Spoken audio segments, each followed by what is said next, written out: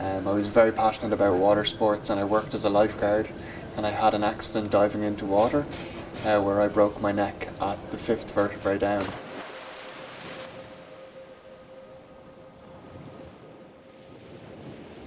So at that age of 20, I entered a very different way of navigating the world. Yeah.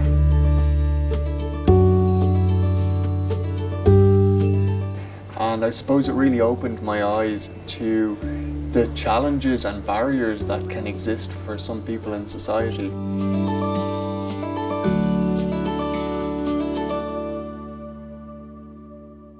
Thank you also on behalf of all people with disabilities. I think 1 out of 10 I learned in the region, so it's something that we cannot ignore.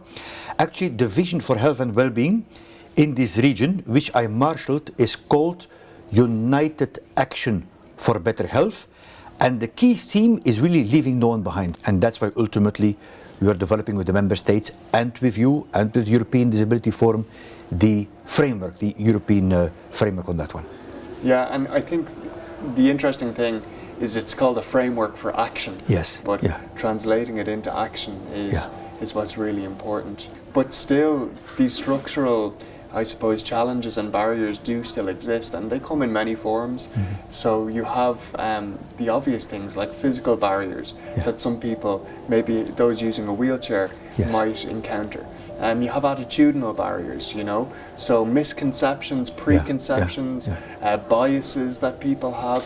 It's important not to forget that not long ago, people with disabilities very often lived behind closed doors. People of all kinds of diversity and diverse abilities are coming out into society, and so the barriers are starting to be challenged. In terms of taking some of the work being done in the likes of the framework that we've talked about, how do you see it really being implemented on the ground in the countries around Europe? So there are basically 3 things that we envisaged that we hope member states will take on. The first one is to recognize, just the fact to recognize how many, what you were mentioning, health inequities that the people with disabilities face. Yeah. I think the recognition, the awareness is key, number 1. Number 2 is the word include, to be inclusive. And then the third one is ultimately then to act in partnership. When we consider the fact that over the lifespan, everybody will join this club at some point as we age and our functional or cognitive ability changes. My question for people is always, what kind of an environment would you like to live in and find for yourself, for a family member or for a close friend, if they were to find themselves in a scenario like I have found myself? What kind of way would you like to be treated?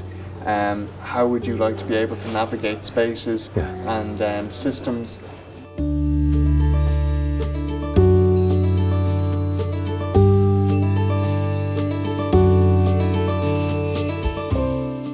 There's a phrase that I love, and it's about small keys.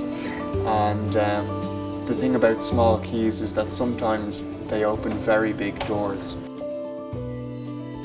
And I think for policymakers and shapers around Europe, for people in decision-making and leadership positions, all of those individuals in the health systems and political systems around Europe hold small keys.